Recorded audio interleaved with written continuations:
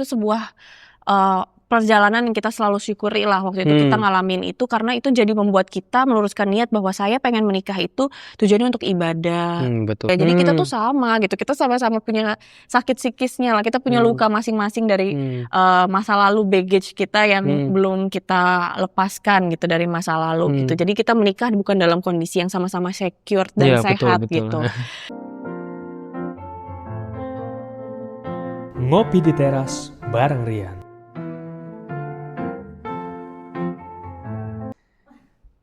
Ya, selamat datang kembali di Ngopi di Teras bareng Rian. Kali ini saya bareng dengan Visti. Visti adalah seorang konten kreator di Instagram ya bisnya ya. Jadi biasalah yang scrolling itu pertama kali istri ketemu, terus kita janjian ngobrol dan kebetulan Visti bersedia, terus kita tentukan waktunya dan ketemu kita di Bandung kali ini. Jadi boleh diceritain dulu Visti, latar belakangnya dulu Visti, mulai ngonten tuh tahun berapa ya?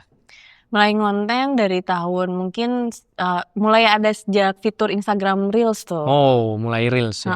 Cuman awalnya memang nggak rutin, nggak konsisten, cuman beberapa kali nge-share video tentang perjalanan suami saya yang autoimun.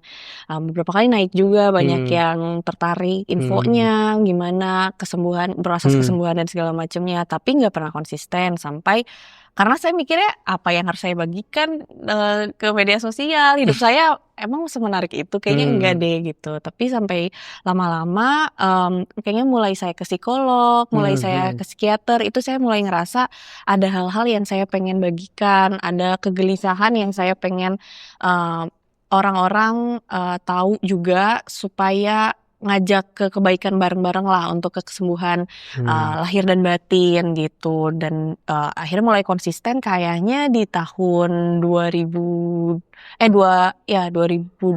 deh. 2023-an lah mulai baru ya, lama-lama berarti konsisten. 2 tahun ini ya.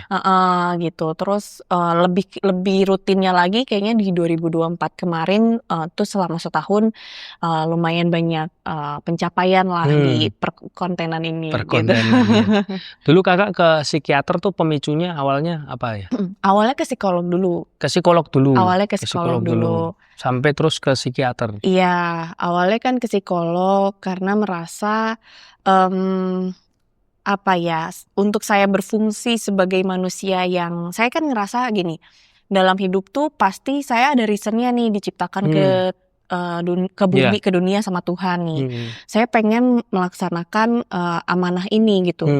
Saya pengen melaksanakan tugas saya ini, peran ini. Tapi untuk saya mencari tahu, discover apa peran saya, terus saya memilih jalan yang tepat, saya menjalannya dengan baik dan memberikan manfaat bagi sekitar tuh kayaknya rasanya berat sekali dulu tuh. Kayak banyak sekali hambatannya, baik secara personal sayanya maupun hubungan saya terhadap orang terdekat, yaitu pasangan, keluarga, teman-teman lingkungan saya di dunia pekerjaan gitu ya. Kok banyak hambatan lah, gesekan, terus tekanan saya juga mungkin ya. Iya, saya banyak ngerasa saya sering panic attack dulu. Panic attack, terus saya ngerasa banyak hal-hal yang akhirnya saya hindari karena saya merasa nggak sanggup nih, kayak sayanya bakal jadi overwhelm. bikin boundaries. Iya, saya takut lah gitu untuk saya tahu ini bakal ke-trigger nih kalau di sini gitu. Tapi saya juga nggak tahu cara menyembuhkannya gimana supaya saya nggak ke-trigger lagi, kayak gitu-gitu tuh menghambat saya lah gitu. Dan waktu itu banyak jalan pilihan hidup yang kayak saya bingung. Saya tahu saya sukanya ini, saya tahu kayaknya saya bakal bermanfaat dan berpotensinya di sini, tapi kok saya ngerasa jalan hidup saya nggak bisa kesini ya gitu. Saya harus kesini nih gitu. Saya harus kerja kantoran dan pekerjaan di bidang yang mungkin saya nggak suka-suka banget, atau di lingkungan yang saya nggak suka-suka banget gitu. Gimana ya gitu. Nah kayak gitu-gitu tuh menurut saya yang akhirnya memicu saya, kayaknya saya harus ada masa lalu yang belum selesai, luka-luka masa lalu, emosi yang belum terilis dari badan saya, akhirnya menghambat yang kayaknya saya butuh bantuan profesional gitu. Jadi dari situ saya mulai ke psikolog, menemukanlah dari psikolog pertama itu namanya kondisi, waktu itu belum hits sampai kayak sekarang, namanya inner child wounded. Oh. Inner child dan terluka. Waktu itu sama sekali nggak hit, saya baru pertama kali denger gitu. Apa itu? Saya googling, saya baca-baca artikel dan bahasa Indonesia artikel nggak ada dulu. Bahasa Kayak Inggris ya. seminim itulah penjelasannya tentang inner child dan segala macam. Saya baca dari artikel-artikel luar bahasa Inggris, saya mendalami. Oh, intinya ini trauma masa kecil. Saya setuju sih, ini memang firasat saya ke sini gitu Trauma kan. masa kecil ya. Saya beberapa kali menjalani latihannya Terapi. terapinya dari psikolog juga, PR-nya lah yang untuk saya kerjakan untuk merilis luka batin masa kecil ini. Tapi setelah itu saya ngerasa ada perubahan-perubahan. Cuman kok ada hal besar yang saya ngerasa ini belum benar-benar tuntas ya hanya dengan mengerjakan PR dari psikolog ini. Jadi terapinya tuh nggak maksimal gitu ya? Nggak kerasa Jadi maksimal. saya ngerasa bukan dari terapinya, tapi saya ngerasa ada kondisi lain di badan saya yang saya belum terdiscover gitu. Oh. Ada kondisi batin saya yang kayaknya bukan cuman inner child wounded deh. Masalahnya nggak gitu. cuma inner child. Gitu. Kok saya ngerasa saya aneh dalam tanda kutip ya. Saya ngerasa saya tahu yang logikanya harusnya benernya seperti ini, tapi kok saya nggak bisa ke sana ya.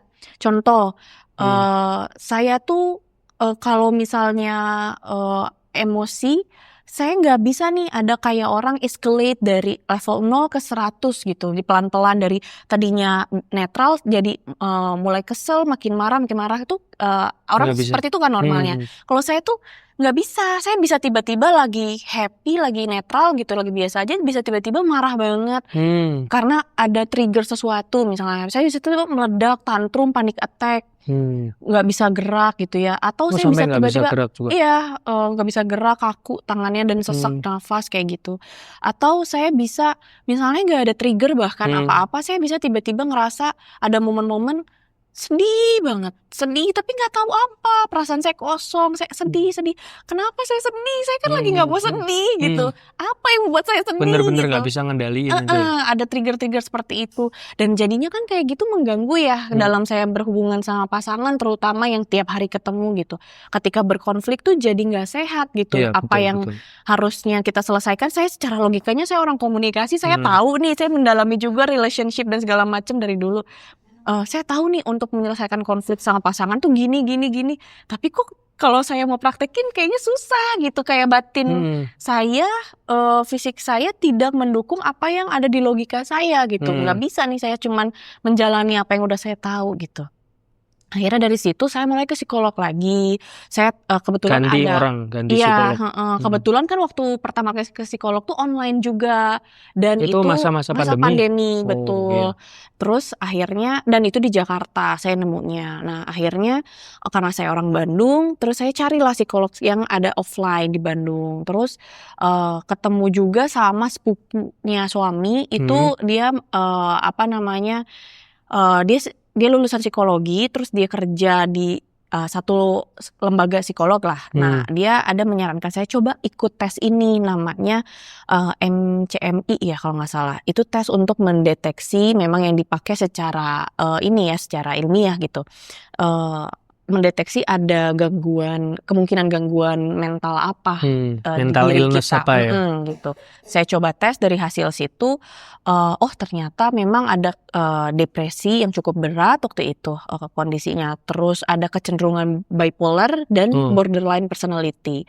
Terus akhirnya saya minta ke psikolog offline untuk memvalidasi itu. Ya memang betul adanya, kata psikolog. Ya sebaiknya memang antara kamu ke dokter syaraf, dia bilang, atau ke psikiater. Tapi kalaupun belum siap nggak masalah, kamu lakukan aja PR dari saya.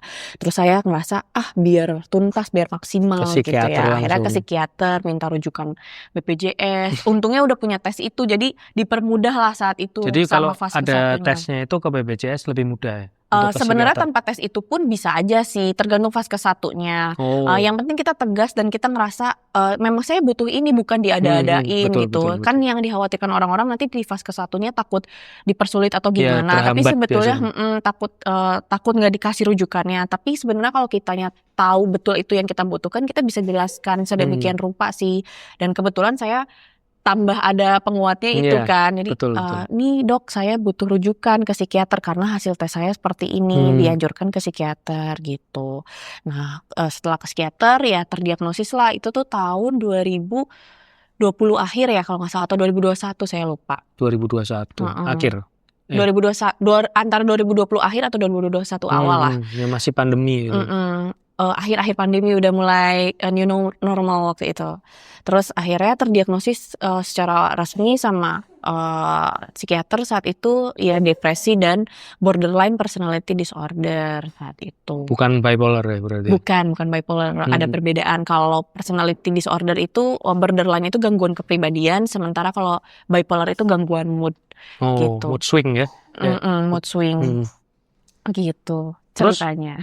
Jadi selama proses itu juga Visti sering ngontenin juga untuk awalnya enggak, beberapa kali ya lebih ke buat ke temen aja lah gitu, berbagi pengalaman saya ke psikolog mendapatkan manfaatnya gini, ke psikiater begini. Saya bahkan awal-awal saya terdiagnosis BPD itu mungkin kalau orang lain ada denial, kalau saya tuh lebih ke sedih sih. Kalau saya tuh justru sedih, depres banget. Saya ngerasa kayak wah ternyata, apalagi ketika saya baca-baca dalamin gitu ya, wah ternyata sepertinya gangguan saya ini, kondisi saya ini yang sudah melekat dari saya dari dulu gitu ya, yang nggak saya sadari ini banyak merugikan orang sekitar deh. Iya gitu. pasti sih. Kalau saya juga mikir kalau memang disorder bukan orangnya yang merugikan ya, cuman secara langsung merugikan karena memang cuman orang kan biasa tetap toleran. Pasangan terutama pasti toleransinya sangat tinggi karena mengetahui kondisi kamu seperti itu. Nah waktu itu kan banyak yang belum tahu, mungkin jadi ngerasanya saya aneh atau gimana gitu ya. Itu emang orangnya gitu aja, Visti udahlah dijauhin aja gitu atau gimana. Makanya saya waktu itu berbagi, ketika saya didiagnosis BPD itu saya berbagi di Instagram saya. Waktu itu lebih ke story aja sih buat teman-teman, kayak saya nulis ya. Iya, saya minta maaf kalau selama ini saya ada salah. Ternyata ini yang saya sadari salah satu pemicu saya sering berkonflik sama orang dan segala macam kayak gitu-gitu. Jadi lebih ke situ waktu itu awalnya. Terus lama-lama semakin saya mencoba journey untuk healing gitu, menterapi BPD-nya gitu kan, rutin kesana sini. Dan BPD juga sebenarnya kan salah satunya dipicu sama inner child yang dulu belum tuntas. Akhirnya semualah holistik lah, itu semua didalami, terus ikut banyak pelatihan juga, bukan cuman ke psikolog dan psikiater yang biasanya nih gitu, kayak webinar sama dokter Jimmy waktu itu kalau tahu Karian, terus ahli hipnoterapi juga, itu saya ikutin course-nya lah gitu. Dari situ akhirnya saya banyak dapet insight yang saya rasa saya pengen bagikan lah gitu di Instagram, apa yang saya alami dan bagaimana saya overcome ini gitu. Memang kalau ke psikiater tuh akhirnya kan juga ada pengobatan secara medis ya. Jadi kayak ada obatnya untuk kayak sekarang sampai sekarang masih udah selesai apa untuk psikiaternya itu? Sebetulnya jangan ditiru sih ini. Sebetulnya harusnya ada yang bilang kalau BPD itu seumur hidup pakai obatnya. Ada juga mungkin yang beberapa psikiaternya yang mungkin nggak mengharuskan dianjurkannya harusnya seumur hidup. Ada yang seperti itu, tergantung kondisi mungkin ya. Ada juga yang udah remisi obat dan segala macam gitu. Tapi yang pasti sih biasanya itu tuh dari keputusan psikiaternya ya gitu, pantauan psikiater lah. Nah cuman saya tuh anaknya agak bandel memang. Saya terakhir minum obat kayak 2 bulan lalu lah kayaknya. Jadi setelah itu kayaknya saya udah gak minum obat lagi karena lagi-lagi ngerasa kondisi saya sudah cukup stabil gitu. Tapi merasanya udah gak apa-apa kan berapa bulan ini? Iya 2 bulan inilah gitu, cukup baik gitu. Cuman maksudnya sebenarnya itu gak boleh ditiru sih. Harusnya izin sudah gak usah minum obat lagi, harusnya dari psikiater biasanya. Izinnya dari psikiater ya. Cuman belum. saya nanti psikiaternya kalau nonton ntar dimarahin nih. Terus setelah itu kan dengan kondisi seperti itu, terus suami waktu itu kan sampai sekarang juga kan masih ada keadaan autoimun ya. Itu gimana menjalani kehidupannya itu? Kalau di rumah posisi udah pisah rumah sama orang tua atau? Pisah rumah. Cuman berdua lagi. Terus kondisi suami sakit. Terus Visti sendiri juga hitungannya sakit kan termasuk. Jadi itu gimana tuh untuk menghadapinya seperti itu tuh? Mungkin saya cerita dari mana ya? Saya cerita dari awal lah. Dari awal ya. Saya tuh kan sama suami tuh udah 11 tahun. Nikahnya 7 tahun, pacarannya dulu 4 tahun. 4 tahun. Nah dari waktu pacaran tuh suami udah sakit. Suami udah sakit, bahkan saya yang sempat nemenin berobat juga ke Singapura karena di Indonesia waktu itu masih belum common ya, kondisi suami masih belum se-knowledgeable itu waktu itu rumah sakit dan dokter-dokter tentang kondisinya suami. Akhirnya sempat bahkan mau nikah pun hamin 2 bulan ya. Suami itu nggak sadarkan diri. Sempet nggak sadar diri? Suami itu nggak sadarkan diri gitu.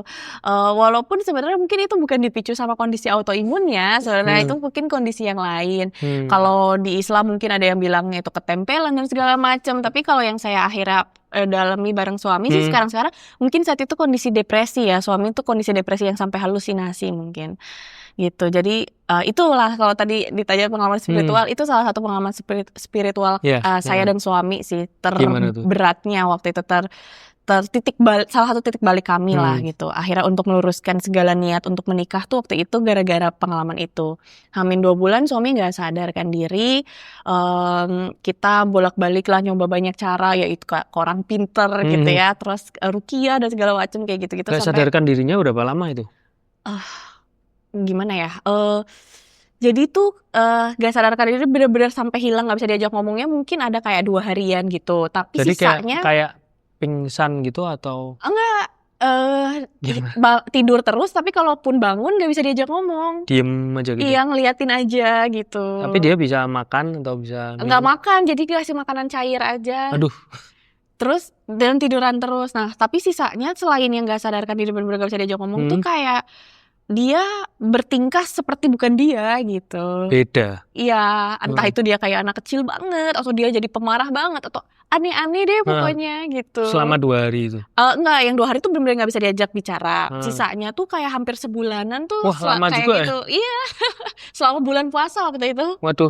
Selama bulan puasa, inget banget selama bulan puasa karena kita tuh nikah hamin 7 H+7 lebaran kan. Jadi selama bulan puasa tuh suami kayak gitu, bener-bener waktu itu 2 hari diem doang, terus sisanya tuh berubah. melantur apa segala macam kayak gitu-gitu.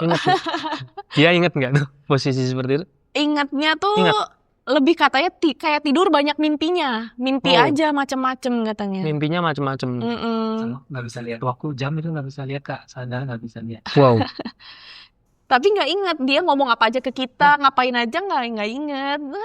Sempat dibawa ke, maksudnya kayak kejiwaan atau gimana gitu? Enggak, ya saat itu kan memang belum berwawasan itulah. Kita benar-benar nggak tahu itu, saya belum tahu tentang psikolog, psikiater belum aware lah. Bawanya ke orang pinter ya cuman dulu. Iya, banyak orang yang mau nolong ceritanya gitu. Sampai akhirnya kita alternatif ya mungkin ya. Iya, tapi kadang kita akhirnya beragama Islam. Kebetulan suami juga. Kalau saya tuh sebenarnya kalau latar belakang keluarga saya tuh Chinese.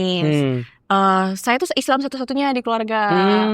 Jadi waktu itu cuma cukup banyak challenge-nya lah menikah sama suami itu, mix culture, agama dan segala macam. Karena keluarga saya kayak ada yang Islam. Terus ada dari sisi bapak, tapi bapak sama mama udah pisah dan bapak gak dekat gitu sama keluarga saya gitu. Terus kalau dari sisi suami cukup Islami gitu, dan saya belajar banyak lah saat momen spiritual itu, momen titik balik. Nah ibunya suami ini, mama tuh lumayan banyak wawasan lah tentang Islam, dan akhirnya waktu itu untungnya seperti itu, jadi suami itu dibawa ke jalan yang ruqyah yang secara Islami ya, dalam artian agama lah yang bener lah. Betul. Jadi bukan dalam bukan artian yang menyimpang. Bukan artian membuang jin apa segala macam kayak gitu aja, tapi lebih ke ruqyah yang sejati itu sebenarnya kan kita membersihkan diri kita dari segala hal yang buruk yang nempel di tubuh kita, dan ruqyah terbaik itu yang dijalani sama diri sendiri, yang kita meruqyah diri sendiri. Nah saat itu suami dibawa ke ustadz yang betulan kuliahnya juga agamanya bagus gitu, bener lah gitu ya, lulus gitu. Terus akhirnya belajar ruqyah sendiri mandiri di rumah dan segala macam. Akhirnya alhamdulillah 1 kembali bulan. Setelah 1 bulan kesadaran. kembali. Iya, tapi ya itu gak bisa langsung seperti orang normal juga karena kan tidur terus ya. Bener-bener tidur Ya, terus jadi kayak orang baru bangun dari koma. kaku juga kan pasti badannya. Lemes. Gak bisa berdiri, gak bisa duduk, belajar duduk lagi, Aduh. belajar jalan lagi kayak Aduh. gitu. Soalnya memang berapa sebulan itu tidur di tempat tidur terus ya berarti? Iya, tiduran. Wah, ya hilang semua Buka pasti. pintu aja cedera ya waktu itu. Buka pintu cedera. Karena Aduh. gak ada tenaganya, lemes Iya banget. sih benar karena ya kayak bed rest 1 bulan dong itu namanya. Terus belajar agama lagi, belajar sholat, belajar doa, Belajar kita lagi. belajar bareng gitu. Jadi kan kita belajar sholat lagi, Mulai belajar dari bacaan ya lagi. nggak nol gitu. cuman mulai dari Iya awal karena lah. ada lupa ini apa ya gitu, belajar lafalnya gimana ya kayak gitu-gitu. Terus kalau sampai sekarang pernah dicari nggak? Itu ternyata ini pernah disadari nggak sih sebenarnya? Iya, akhirnya pas udah nikah lama, sekarang kita udah terbuka wawasannya tentang psikiatri dan segala macam. Ya memang mungkin salah satunya yang kita percaya jadi tetaplah dua-duanya kita nggak menihilkan bahwa itu ada hubungannya dengan goib karena Tuhan itu Ya, kan betul, goib betul, ya. betul. Itu ada hubungannya, itu sebuah perjalanan yang kita selalu syukuri lah waktu itu kita ngalamin itu karena itu jadi membuat kita meluruskan niat bahwa saya pengen menikah itu tujuannya untuk ibadah. Betul. Saya siap untuk menjalani ini bareng-bareng suami, sakit dalam sakit dan sehat kayak Betul. gitu. Terus akhirnya bahkan jadi meluruskan segala niat ibadah juga gitu. Pokoknya ini semua ada meaningnya dari Tuhan kenapa kita mengalami ini gitu.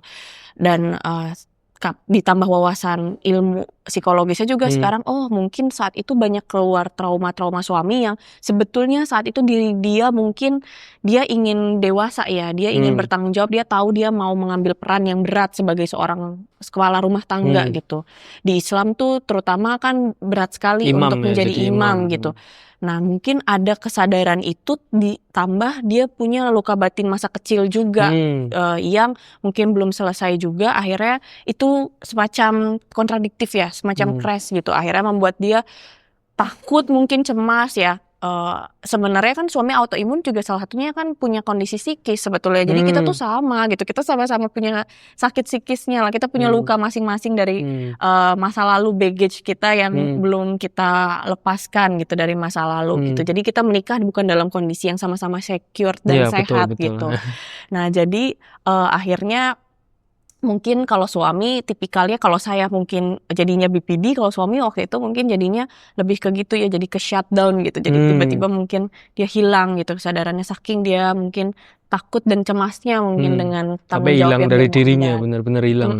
Gitu. Akhirnya ya udah justru karena kita wawasannya ada jadi tambah dari situ, akhirnya saya ajak suami, udah yuk coba kamu juga, sepertinya dan banyak dapat validasi gitu ya, autoimunnya suami gitu kan, pencernaan gitu. Memang banyak dari kondisi psikis juga, emosi yang belum kerilis. Akhirnya ya udah, yuk kamu ke psikolog juga yuk, kita cobain yuk, manfaatnya gini loh, enak bareng-bareng gitu. berarti. Ke psikiater bareng juga dan segala macam gitu sih akhirnya ceritanya. Keren sih ceritanya. Jadi memang di awal pernikahan itu sudah seperti ada ujian lah ya. Jadi seperti itu kalau orang yang nggak mau susah pasti udah aduh repot lah, tinggalin lah, cari yang lain. Mungkin kan pasti apalagi mungkin baru awal-awal.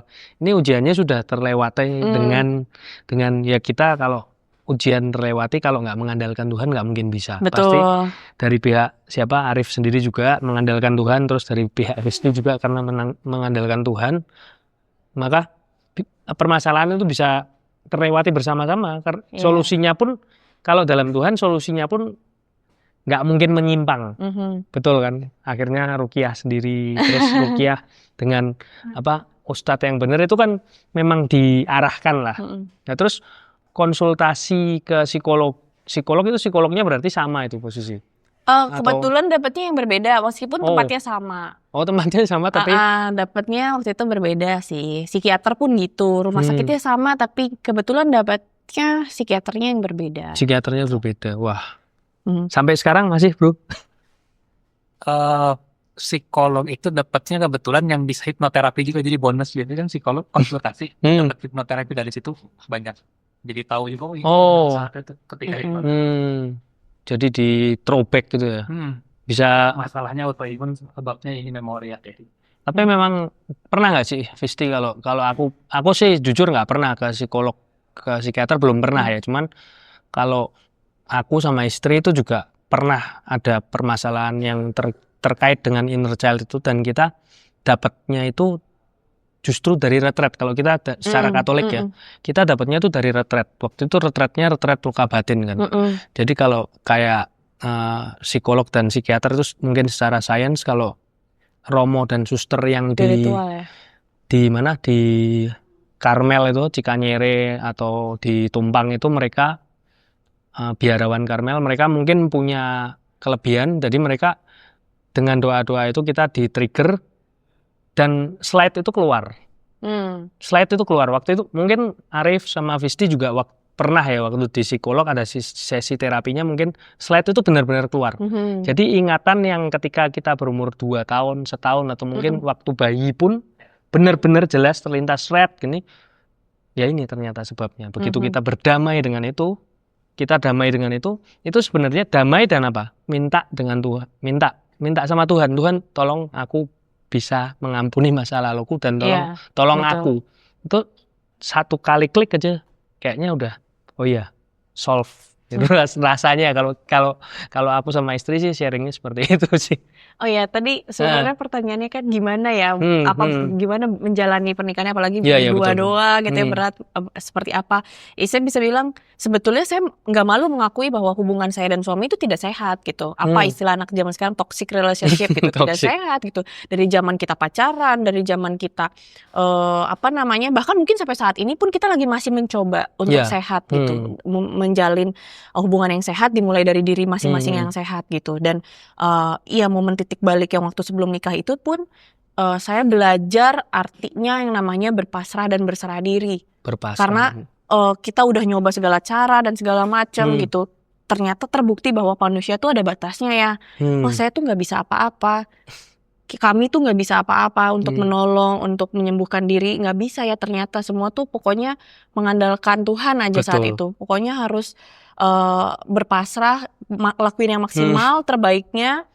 100 dari 100 gitu, 1000 dari 1000, tapi sisanya hasilnya pokoknya saya serahkan. Ada kontrol yang saya tidak bisa kendalikan terus gitu, dan itu semua harus saya serahkan ke Tuhan. Dan di situ saya belajar, mulai dari situ. Terus pas menikah juga akhirnya menyadari mulai pelan-pelan, kok setiap kami berkonflik tuh ibaratnya kita kayak ada di lingkaran yang serupa gitu. Mungkin situasinya atau problemnya bisa beda-beda gitu. Tapi kok gitu beda-beda terus gitu ya. Tapi cara kami bereaksi itu seperti itu lagi, yang namanya reaksi tidak sehat gitu, yang nggak konstruktif gitu ya. Itu tuh akhirnya jadinya saling menyebabkan kerusakan yang lainnya juga gitu. Jadi ketika ketika saya bereaksinya begini, suami pasti reaksinya jadi nggak sehat juga. Ketika suami bereaksi nggak sehat itu, saya makin nggak sehat lagi. Jadi kita kayak di lingkaran yang seperti itu terus gitu. Makanya dari situ kita akhirnya memutuskan kan untuk kita kayaknya nggak bisa deh punya anak dulu. Kita jangan punya anak dulu, dengan penuh kesadaran. Kita nggak boleh punya anak dulu. Kita tahu kita kondisinya belum sehat, kita harus menyehatkan diri masing-masing dulu, harus supaya selesai dulu dengan dirinya supaya masing-masing, hubungannya juga sehat, dan akhirnya kita bisa memutus rantai trauma yang generational yang diturunkan dari generasi-generasi sebelumnya gitu. Dan itu prosesnya berat banget gitu. Kita going through ugly fights tuh nggak sekali 2 kali, luar biasa banyaknya gitu. Tapi saya selalu ingat di momen titik balik saat yang sebelum nikah itu. Oh iya, berpasrah diri sama Tuhan. Berpasrah diri, pokoknya saya jangan fokus lihat kesalahannya suami, saya jangan fokus lihat dia yang belum sesuai ekspektasi saya dan segala macam. Saya pokoknya fokus terbaiknya saya usaha untuk menyehatkan diri saya aja dulu. Pokoknya saya putus reaksi nggak sehatnya di saya dulu aja. Sisanya saya kendalikan, kendalinya saya serahkan pada Tuhan. Suami saya dibantu proses kesembuhannya segala macam itu sama Tuhan. Segala hidayah, segala blind spot kami gitu ya. Saya ngerasanya kan orang yang borderline personality disorder itu salah satu gangguan kesehatan mental yang mungkin dianggap paling sulit disembuhkan. Karena apa? Karena orang yang mengalami itu atau memiliki gangguan itu tuh paling sulit sadar bahwa dia tuh punya kondisi yang destruktif gitu. Membandel ya berarti. Nggak sadar karena kan udah jadi kepribadian. Ya Udah saya menyatu ya. Iya, saya kan emang gini orangnya. Jadi gitu. Mindsetnya jadi kan saya emang kayak gini orangnya, ya orang harus ngerti lah kalau emang katanya sayang sama saya harus ngerti dong. Kan mau temenan sama saya udah tahu saya orang kayak gini, ya terima dong gitu. Itu udah jadi kepribadian. BPD, NPD, terus golongan klaster B yang lain lah, yang histrionik itu gangguan kepribadian tuh memang sangat sulit disembuhkan karena orang tuh sulit untuk menyadari apa yang harus diperbaiki dalam dirinya. Saking mungkin ngerasa tidak mau melihat jeleknya karena nggak enak loh Mas. Nggak enak kita tuh lihat diri kita jelek tuh nggak enak kan. Takut, nggak siap, nggak enak banget apalagi rasanya. omongan orang kanan kiri, kan kita hidup nggak sendiri tuh, nggak cuman berdua di hutan atau cuman sendirian di hutan, nggak mungkin. Betul. Kanan kiri tetangga, saudara, orang tua mertua pasti gini. Dan itu kalau kita nggak mau terlihat jelek, apalagi ya udah tambah-tambah kan, bener kan? Kita akan membalut diri kita pakai topeng yang terbaik ya kayak gini nih. Jadi gitu. Bawang merah dong akhirnya. Betul. Nah, saya ngerasa sisi spiritual ini yang menurut saya membantu proses kesembuhan saya juga secara psikologis karena akhirnya saya sadar nerima, nggak denial sama sekali gitu waktu BPD. Bahkan saya yang mencari tahu duluan bahwa kayaknya saya BPD deh gitu. Kayaknya saya BPD dan akhirnya saya minta ke psikolog yang tes itu. Terus tervalidasi betul adanya saya BPD, ke psikiater juga betul. Karena saya ngerasa ada yang salah di diri saya. Jadi saya ngerasa untuk memutus rantai trauma dan rantai nggak sehat, reaksi nggak sehat kita itu ya memang harus dimulai dari mau melihat diri saya yang jelek, mau melihat diri sendiri yang jelek, diri jeleknya ini apa, blind spotnya apa yang harus diperbaiki, mau mengambil peran dan bertanggung jawab akan porsi kerusakan yang saya ciptakan pada lingkungan sekitar. Nggak mungkin kan konflik atau berantem sama orang itu cuman salah orang lainnya aja, nggak mungkin. Itu pasti ada peran kitanya, ada porsi kitanya, bagian kitanya. Nah, mulai dari situlah. Tapi menyadari itu tuh berat sekali Mas kalau nggak ada dibimbing sama Tuhan gitu. Betul. Nggak ada proses, kalau di Islam hidayah gitu kan. Nggak dapat hidayah. Nggak dapat hidayah susah ya. Tuhan tuh sangat baik banget memberikan saya hidayah bahwa ini loh Visti, kamu tuh kalau mau jadi yang manusia yang kata kamu menjalani peran kamu sesuai yang saya ciptakan, blueprint kamu saya ciptakan ke dunia tuh, kamu selesaikan dulu yang ininya, kamu perbaiki yang ini. Nah, saya tuh merasa ada sekali momen-momen seperti itu dalam hidup saya selama saya mulai perjalanan kesembuhan ini gitu. Nah, itu di fase-fase misal waktu Visti berdoa sendirian atau di mana waktu dapat ini hidayah dari Tuhan, itu ketika apa fasenya itu? Ingat nggak? Saya ngerasa sih intinya setiap saat saya mau refleksi diri. Jadi setiap kita membuka diri, refleksi diri, mau bercermin, melihat diri kita sendiri, Tuhan langsung bantu. Dan kita buka diri kan, Tuhan tolong bantu aku. Iya, saya kenapa sih kayak gini gitu? Kenapa hal ini harus terjadi? Jadi setiap kali mengalami emosi nggak enak, trigger nggak enak gitu ya, atau berantem sama orang yang nggak enak, saya selalu mencoba menganalisis gitu si masalahnya dan saya minta Tuhan tolong dong bantu. Saya bingung kenapa ini harus terjadi. Apa sih yang menyebabkan ini terjadi? Saya salah apa ya? Berarti ketika meledak itu kamu langsung take time buat kamu sendiri? Iya, kalau saat tantrum dan segala macamnya itu memang tidak bisa kadang gitu ya. Terkontrol. Nah, itu yang memang butuh bantuan intervensi obat tuh biasanya karena biar nggak seperti itu menekan gitu. Itunya ya. Biar nggak terjadi momen-momen tantrum seperti itu, momen meledak, momen tiba-tiba depres yang kayak gitu-gitunya tuh dibantu sama intervensi obat. Memang saya kebantu banget sama obat juga dari situ. Nah, cuman kalau setelah itu jadi saya sebutnya ini blessing in disguise mungkin ya. BPD itu salah satu sindromnya adalah kita selalu self-critical. Jadi mengkritik diri sendiri terus. Terlalu keras bahkan mengkritik diri sendiri. Jadi kalau ada bahkan nih ngobrol sama Karian aja nih ya, Karian kelihatan kayak nggak nyaman atau jadi diem gitu, saya tuh langsung overthinking. Nih gara-gara saya nih terlalu ngomongnya banyak nih, terus saya bikin dia kesel nih. Aduh, pasti tadi saya gara-gara diri semua sendiri. Gitu. Nah, cuman ketika itu diimbangi, akhirnya saya merasa blessing in disguise-nya adalah saya jadi itu bisa lebih mudah refleksi gitu. Ini kenapa ya bisa terjadi? Apa ya yang porsi saya yang salahnya? Apa porsi bagian dia yang menyebabkan ini? Apa porsi sayanya? Bagaimana kita sama-sama reaksinya nggak sehat membuat momen ini terjadi kayak gitu. Jadi ada blessing in disguise juga ternyata ketika saya punya kondisi BPD ini gitu. Ya, gitu selalu sih. ada Tuhan, selalu ada rencana. Iya, ada Di setiap- hikmahnya. Di setiap apa masalah, setiap persoalan yang kita alami itu pasti ada apa rencana Tuhan. Iya, disiapkan juga kok dari Betul. segala kesulitan, disiapkan juga jalan Disiapkan, betul. menghadapinya sebetulnya. Jalannya tuh udah jelas sebenarnya. Cuman kita mau apa enggak? Kalau kita nggak mau, ngotot, bebal, ya udah kita di situ aja jadi batu. Betul. Tapi begitu kita buka diri, terus lihat terang cahayanya Tuhan mau digandeng, ya kita jalan sesuai dengan apa hidayahnya Tuhan itu. Mau kemana? Pelan-pelan kan rasanya membaik. Betul. Karena kita jalan di jalan yang benar. Beda kalau kita ngotot sendiri. Tadi memang kalau Fisti cerita tentang disorder itu termasuk disorder ya? BPD itu. Iya, disorder tuh sebetulnya kan gangguan. Iya, Gangguan mental itu macam-macam. Tapi yang BPD kalau BPD itu masuknya adalah gangguan kepribadian. Gangguan kepribadian itu memang kan kalau orangnya juga denial ya. Iya, kebanyakan Benar-benar denial ya. Jadi betul. kayak yang NPD juga tuh denial kan. Banyak pasti denial. Orang ya aku nggak ngejudge juga sih. Cuman beberapa orang diagnose diri sendiri tanpa ke psikolog. Terus ada beberapa orang juga yang udah ke psikolog tapi denial. Iya. Setelah divonis seperti itu denial juga. Aku enggak kok, enggak. Ya itu kalau menurut Fisti gimana itu? Maksudnya untuk teman-teman juga yang self diagnose, beberapa orang, aku punya beberapa teman kenalan sih yang dia self diagnose berdasarkan cuman googling. Ya kan banyak kan ya.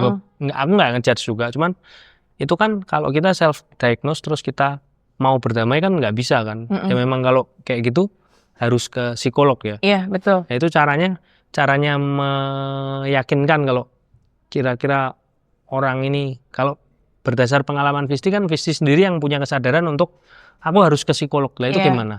Daripada orang cuman googling gitu. Oke. Jadi sebenarnya intinya gini, yang selalu saya bilang, sakit psikis itu sebetulnya sama aja kayak sakit fisik. Nggak pilih-pilih kena siapapun. Semua orang bisa kena flu ya, mau orang kaya, mau orang yang miskin, mau orang pintar, mau orang bodoh, siapapun bisa kena kan flu. Begitupun sakit psikis kok gitu. Dan sama halnya dengan sakit fisik juga, sakit psikis pun ada obatnya, ada jalan kesembuhannya. Dan bukan hal yang memalukan, bukan hal yang jelek gitu. Emangnya kalau orang flu jadi lebih hina gitu dari orang yang tidak flu kan enggak. Begitupun sakit psikis gitu. Jadi mulai dari mengubah stigma itu, mulai dari mengubah mindset kita terhadap itu, lalu sadari juga bahwa diri kita itu ada batasannya untuk membangun kesadaran, untuk membangun kesadaran terhadap diri sendiri, atau istilahnya mungkin self awareness ya. Self-awareness. Semua orang tuh ada batasannya masing-masing, kayak ada hal-hal yang mungkin blind spot gitu. Nggak kelihatan gitu. Iya, kita nggak bisa selalu lihat gitu. Makanya kita selalu harus berkumpul dengan orang-orang yang soleh gitu ya, memenuhi diri kita dengan circle yang baik dan segala macam untuk kita mendapatkan feedback yang tepat juga gitu. Betul, apakah yang saya lakukan itu udah benar atau salah, yang salahnya bagian mana yang harus diperbaiki, dan itu semua bukan cuma bisa kita menyadari tadi dari Tuhan, intuisinya dikasih, juga dari lingkungan sekitar yang memberikan insight terhadap kita, baik dan buruknya perilaku kita. Jadi kita tuh harus terbuka itu sebetulnya sama segala feedback terhadap diri kita, karena yang harus disadari intinya manusia itu punya keterbatasan untuk menyadari dirinya sendiri. Dan self diagnose itu sebetulnya saya pun mengakui bukan self diagnose ya, tapi saya mengakui saya tidak baik-baik saja, ada yang salah dengan diri saya, dan saya cari tahu kondisinya saya tuh kemungkinannya apa dan segala macam. Saya curiga, oh jangan-jangan BPD nih gitu. Akhirnya itu yang memicu saya untuk mencari kebenarannya gitu, Terus ke truth-nya psikolog gitu, gitu ke ya? psikolog dan psikiater. Apakah betul saya BPD? Kalau bukan, saya kenapa? Saya masalahnya apa? Gitu. Jadi nggak selalu jelek dalam artian kita mencoba self discovery ya, apa yang salah dengan diri saya. Yang jadi salah, yang jadi mungkin self diagnose itu adalah ketika berhenti di proses mencari tahu itu, ketika googling, oh saya kayaknya ini, dan lalu berhenti, betul, bukan betul. mencari bantuan profesional untuk memvalidasi dan memberikan jalan kesembuhan. Jadi kalau memang cuman berhenti di situ terus ya udah nggak lanjut riset, Itu yang jadi salah. terus cari orang yang tahu, yang pernah mengalami itu ya, betul. Benar-benar oke. Oke Visti. Jadi Visti ini kan termasuk orang yang tetap produktif dalam konten, terus mungkin ada sempat nulis juga, sempat main film juga. Nah, gimana sih biar tetap produktif dengan keadaan diri yang psikisnya yang ada gangguan di psikis? Mungkin bisa ngobrol ke teman-teman, ngomong ke teman-teman gimana? Intinya sih sebenarnya kalau gimananya pasti nanti naturally akan nemuin caranya sendiri, jalannya masing-masing untuk tetap produktif. Ketika sudah mau menyehatkan diri secara batin dan secara fisik ya, itu dua hal yang memang Benar. berbarengan lah, harus align lah. Nah, tapi sebetulnya harus dimulai dari kesadaran bahwa tadi saya tuh diciptakan ke dunia ini ada pesannya dari Tuhan, ada maksudnya, Tujuannya. ada alasannya. Nah, itu yang menurut saya harus semua orang tuh cari ya, discover gitu. Apa sih maksudnya Tuhan menciptakan saya? Saya tuh harus ngapain sih? Dan sebaik-baiknya manusia kan manusia yang memberikan manfaat sebanyak-banyaknya untuk sekitar ya. Betul sekali. Dicarilah manfaat apa yang saya bisa kasih ke sekitar gitu. Berbagi ya. Gitu. Nah, untuk menjalani proses mau manfaat dan segala macam, mau ngasih manfaat dan segala macam itu ya mulai dari kesembuhan, kesehatan batin dan fisik ini. Fokus diri sendiri. Betul. Ketika kita menyadari bahwa ketika saya nggak sehat secara batin dan secara fisik, ini akan merugikan orang-orang sekitar. Saya nggak bisa ngasih manfaat, saya nggak bisa menjalani tadi sesuai blueprint saya diciptakan ke dunia seperti apa gitu kan. Ketika udah menyehatkan diri, udah melepaskan diri dari mental korban gitu ya, bahwa victim mentality. Iya, udah melepaskan diri dari mental korban, bahwa saya bisa, apapun yang terjadi di masa lalu saya, apapun beban yang saya punya, apapun kondisi saya, keterbatasan saya, tapi saya punya pilihan untuk mau memandang ini sebagai apa. Saya mau punya pilihan untuk apakah ini saya bisa cari maknanya, apakah saya bisa dapat pelajaran dari sini, atau ini mau saya biarkan mendefinisikan saya seumur hidup aja. Saya si Visti yang punya gangguan mental, yang nggak bisa ini, yang nggak bisa itu, misalnya. That's it. Ya, Berhenti apakah di mau situ. berhenti di situ, ataukah kita punya pilihan loh sebenarnya gitu. Apakah Atau kita kamu mau mau milih gitu? Tetap maju. Iya, mau diapain kondisi kamu ini, mau diapain keterbatasan kamu ini, mau diapain masa lalu kamu ini, mau diapain beban atau ujian yang dikasih sama Tuhan ini ke kamu gitu. Ketika udah mau memutuskan itu, mau menyehatkan diri, mau menjalani proses kesembuhannya gitu ya, rasanya tuh justru produktif itu secara naturally berjalan begitu saja gitu. Kayak kalau saya kebetulan kenapa jadi kayak macam-macam yang dikerjain, karena saya mulai discover apa yang Tuhan mau tuh, saya itu bisa mengencourage orang-orang untuk menjadi versi terbaiknya, menjemput versi terbaiknya gitu. Dan lewat apa yang saya tahu, apa yang saya bisa itu lewat komunikasi.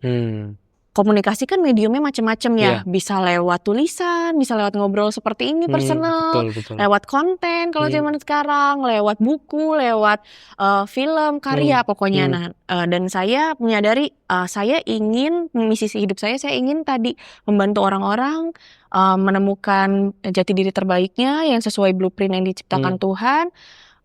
Dengan berbagai macam karya yang saya bisa. Wah, gitu. Keren banget. Pokoknya bermanfaat lah ya. Betul. Karena memang manusia pasti punya tujuan. Oke. Itu aja Visti, thank you banget. Terus Visti mungkin ada page atau yang mau di-sharingin siapa? Untuk punyanya Arif juga, startupnya. Oh. Apa ya? Apa punyamu lah konten. Oh, IG atau YouTube mungkin Oke, saya sih sekarang aktif konten. Pengen juga sih mulai ke YouTube. YouTube tuh baru short aja. Tapi Shorts. mudah-mudahan dalam waktu dekat saya bisa mulai ke YouTube yang Amin. longnya. Oke. Terus kalau di IG cukup aktif, boleh di follow karena saya suka lagi bikin support group juga buat teman-teman yang mau sembuh bareng-bareng Iya. gitu ya. Nama support groupnya nanti saya namain Serumbuh. Seru dalam bertumbuh dan sembuh. Serumbuh. Oh, keren. Seru dalam sembuh Nanti dan tak bertumbuh. lampirin di sini. Ya. Nanti di situ saya mau bikin support group supaya kita bisa sama-sama berbagi apa yang saya lakukan dan works di saya dan metode-metode apa yang insight-insight yang saya punya gitu. Terus juga insight-insight mungkin dari teman-teman lain juga gitu. Intinya support group lah. Saya Oke. pengen adain rutin secara Zoom atau secara Online Google Meet sementara gitu ya. Terus saya juga akan ada beberapa kelas pelatihan kelas. healing dengan menulis, writing for healing Oh, gitu. writing for healing. Benar banget. Di bulan April dan Online Mei. itu offline kalau yang. Ada yang online, ada yang offline. Oh iya. Gitu. Namanya apa tuh? Namanya narrative journaling, writing for healing ya kalau nggak salah, atau Nanti coba deh. storytelling for healing, saya lupa. Ntar kepanitianya. Ntar Belum di- ada posternya soalnya, tapi boleh di follow aja Instagram saya Oh ya, nanti. siap. Instagramnya Visti semua lah ya pokoknya. Info-info pasti saya Oke, siap. upload di situ Instagram saya @vistibareski. Siap. Nanti boleh dicantumkan aja teksnya. Thank you banget waktunya Visti, Arif. Jangan lupa teman-teman untuk subscribe, like dan komen-komen, share juga. Apalagi kalau kamu kenal dengan Visti. Oke, dadah. Dadah.